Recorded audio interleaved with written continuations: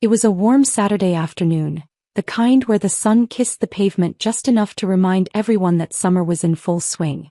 The neighborhood was quiet, save for the distant hum of lawnmowers and the occasional bark of a dog. I was in my backyard, lounging by the pool with a cold drink in hand, enjoying the peaceful serenity of my own personal oasis. The water sparkled, the air was still, and for once, everything felt perfect. Then came the familiar sound, the sharp, deliberate click of heels against the sidewalk. A shadow loomed over my fence, and before I could even turn around, I heard the voice. "Excuse me."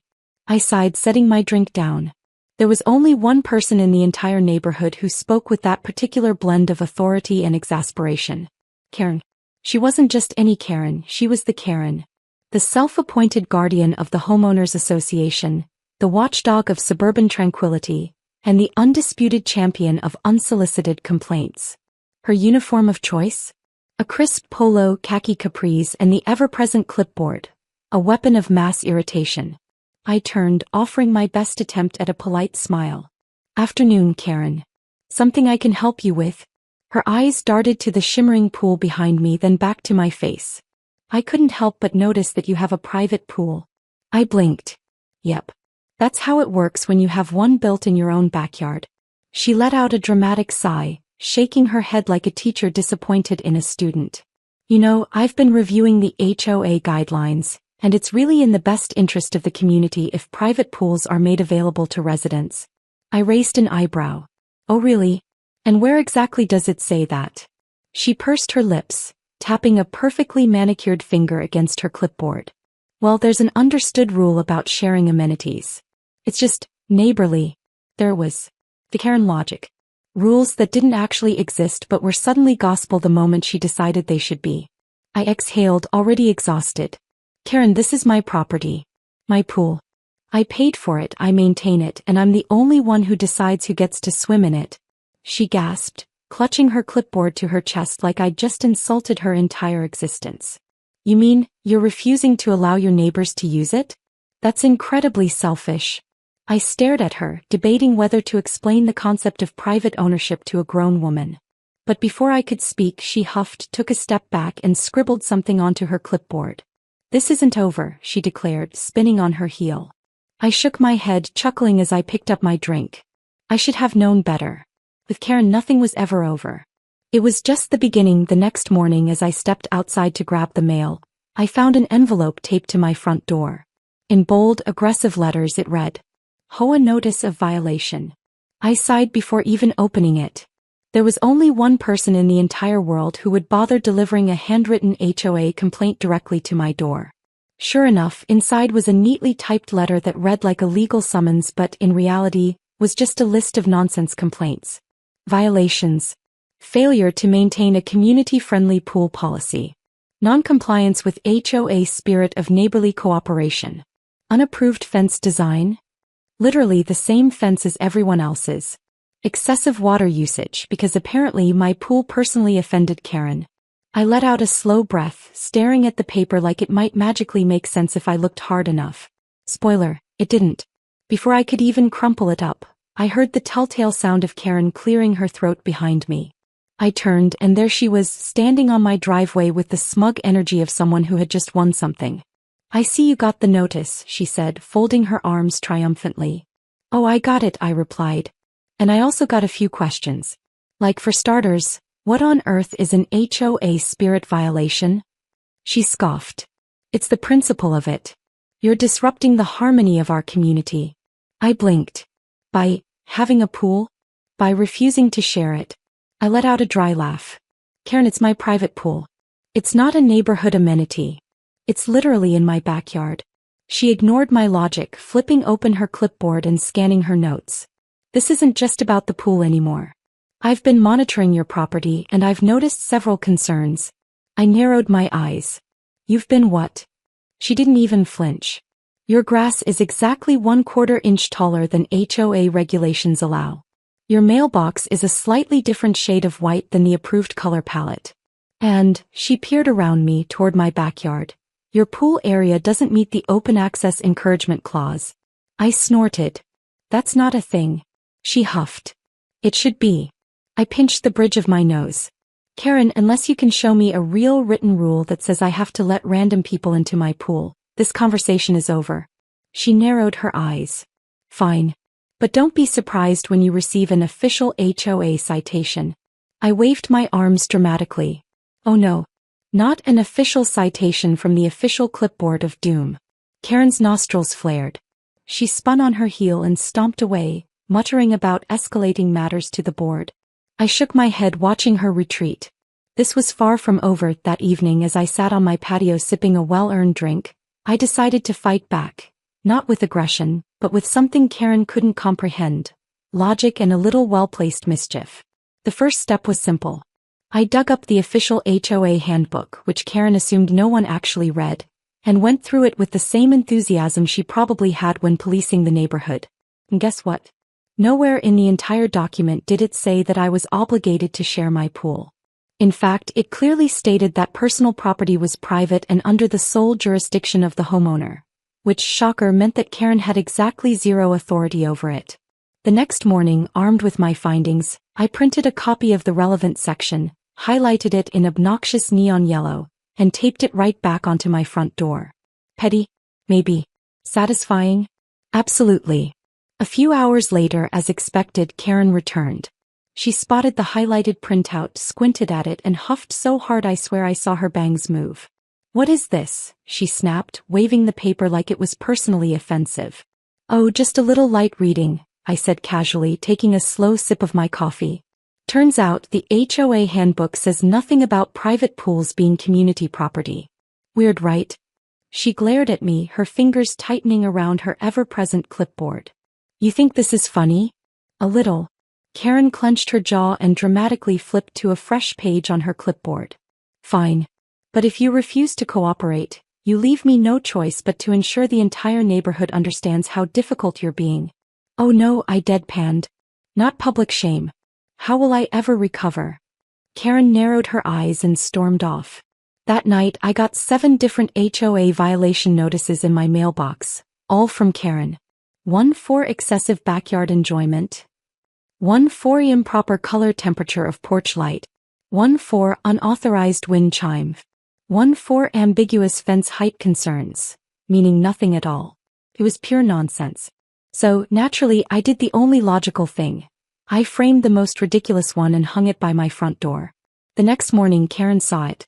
Her face turned an unnatural shade of red later that afternoon, as I was tending to my totally legal and completely non-community obligated backyard oasis. My next-door neighbor Tom strolled over, grinning like he had just won the lottery. So, he drawled, leaning against the fence, I heard you made it onto Karen's most wanted list. I chuckled. Oh, you mean my heinous crimes of using my own pool and existing in my own backyard? Yeah, I'm practically a fugitive. Tom laughed. You know, you're not the only one she's tried to pull this with. That caught my interest. Oh. Tom nodded. Last year she tried to tell me that my garden gnome was a visual nuisance and had to be removed. Apparently, she said it was staring at her window with bad intentions. I nearly choked on my drink. You're kidding. Oh, I wish I was, he said. But it gets better. She tried to call the HOA to fine my cat for trespassing. I stared at him wide-eyed. Your cat? Yep. He smirked. Apparently, socks wandering into her yard was a serious violation of property boundaries. Just then another neighbor, Lisa, popped her head over the fence, having clearly overheard us. Oh, are we sharing Karen horror stories? Because I've got a good one. Tom and I both turned to her, interested. She once left a note on my car, Lisa said, shaking her head. You know what it said? Your vehicle's color disrupts the neighborhood aesthetic. Please consider a more neutral shade. I burst out laughing. You're joking. Lisa held up a hand. Swear on my overpriced HOA fees. By now we were all grinning, and one by one more neighbors started casually joining in, each with their own absurd story about Karen's reign of HOA terror. Someone had been warned for their American flag being too flappy. Another was fined for having its suspiciously unregistered garden hose. One guy had his Halloween decorations reported as its safety hazard because a plastic skeleton startled Karen's dog. The best part? Every single one of us had gotten at least one nonsense violation for something utterly ridiculous. It was official. Karen wasn't just my problem. she was everyone's problem. And just like that, the community started to unite. That night, Tom texted me a photo. It was a kiddie pool set up in his driveway with a giant sign that said "Neighborhood Public Pool," just to troll Karen. I laughed so hard I nearly fell off my chair. The neighborhood revolution had begun the next morning. I woke up to the sound of Karen's furious ranting outside. I grabbed my coffee, strolled onto the porch, and, oh wow. Karen was standing in Tom's driveway, red-faced and clutching her clipboard like it was a weapon of mass destruction. "This," she shrieked, pointing at the inflatable kiddie pool, "is a violation of HOA regulations." Tom, cool as ever, took a sip of his coffee and shrugged. "Oh, is it? Because according to the official HOA guidelines, there's no rule against temporary, seasonal water features." Karen nearly short-circuited. "That is not a feature. It's a mockery." Tom grinned. "No, it's a community-friendly pool. Just like you wanted." By now, a small crowd of neighbors had gathered, watching the scene unfold like it was the season finale of a reality show. Karen, realizing she was losing control, flipped through her clipboard, searching for some kind of legal-sounding nonsense to throw at us. And then she did something so comically desperate I almost couldn't believe it. She whipped out a ruler. Like some kind of deranged school principal, she marched onto my lawn and knelt down to measure the height of my grass. "Your lawn is above regulation height," she snapped. "That's an automatic fine." I stared at her, completely stunned. "Karen, are you literally measuring my grass right now? It's 0.3 inches too tall," she declared, waving the ruler like a sword of HOA justice. "Violation." The crowd of neighbors erupted into laughter. At that exact moment, a golf cart rolled up. The HOA president, a tall, exhausted-looking man named Greg, stepped out, rubbing his temples like he had seen enough of Karen's nonsense for a lifetime. "What's going on here?" Greg asked, scanning the group. Before I could even open my mouth, Karen sprinted over to him, waving her clipboard wildly. "Greg, finally. I need you to take action. This homeowner is refusing to share their pool. This one is taunting the HOA, and this one," she whirled around, pointing at me, "has grass 0.3 inches above regulation height." Greg looked at her. Then he looked at me. Then he looked back at Karen, kneeling in my yard, holding a ruler like she was conducting a scientific experiment. A long silence followed. And then Greg sighed. "Deeply. Karen," he said, rubbing his forehead, "we've had 6 different complaints about you this week." Karen blinked. "Me?" "Yes, you." Greg pulled out his own clipboard, a much more official-looking one than Karen's. "We have reports of harassment, fabricated violations, and," he glanced over at the kiddie pool, snorted, and kept reading, "excessive misuse of HOA authority." Karen's mouth opened and closed like a fish out of water. Greg sighed. "You are no longer on the HOA board, effective immediately." A gasp rippled through the gathered neighbors. Karen froze. You can't do that. I am the only one enforcing the rules." Greg raised an eyebrow. "Karen, last week you tried to fine someone because their wind chimes were too whimsical. They were excessively musical." Greg ignored her. "As of now, you're no longer allowed to issue violations or speak on behalf of the HOA. If you continue, you will be fined."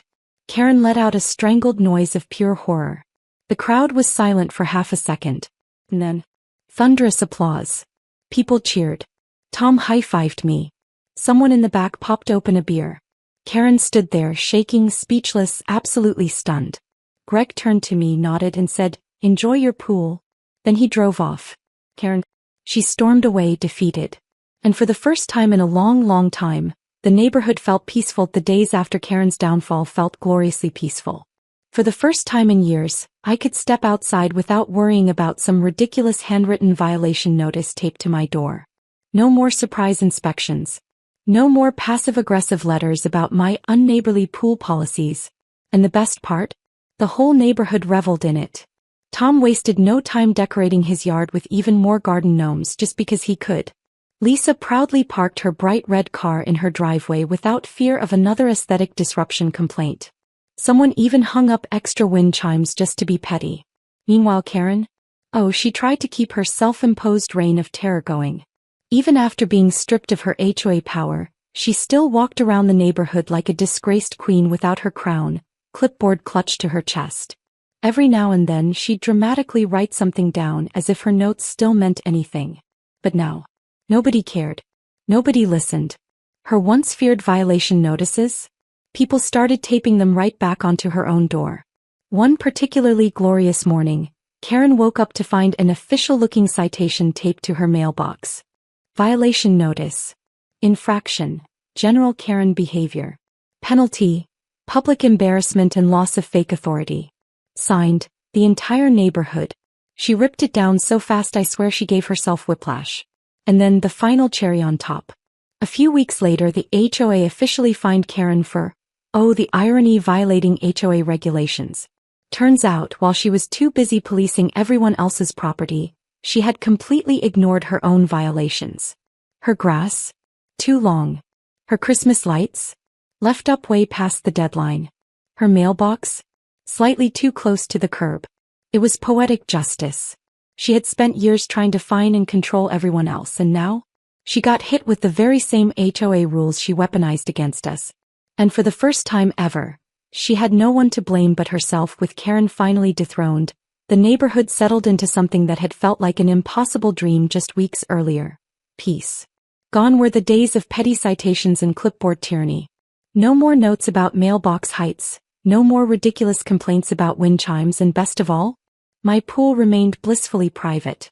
Tom, ever the neighborhood comedian, decided to celebrate Karen's downfall the best way he knew how.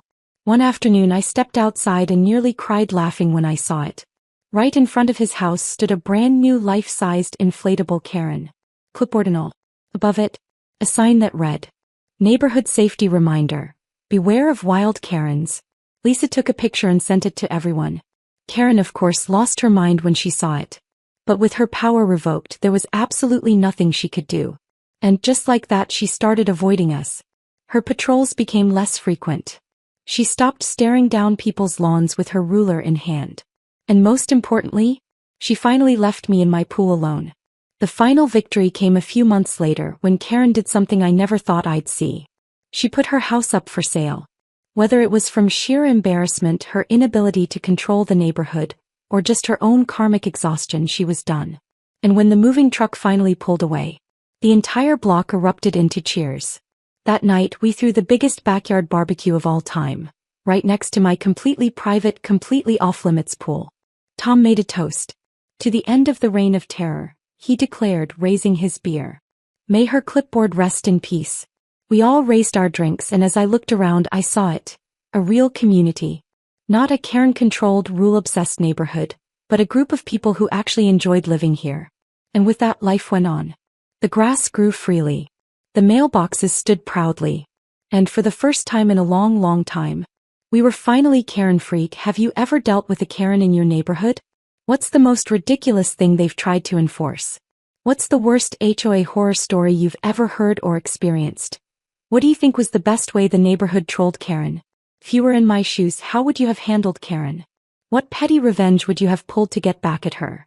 If you enjoyed watching HOA Karen completely lose it over my private pool, make sure to hit that like button. It really helps the channel grow and keeps me motivated to bring you even more wild HOA and neighbor drama. And if you love stories of entitlement, revenge, and satisfying karma, be sure to subscribe and turn on that notification bell so you never miss a new video. Trust me, you won't want to miss what I've got coming next. Now tell me in the comments, what's the craziest HOA or neighbor story you've ever experienced?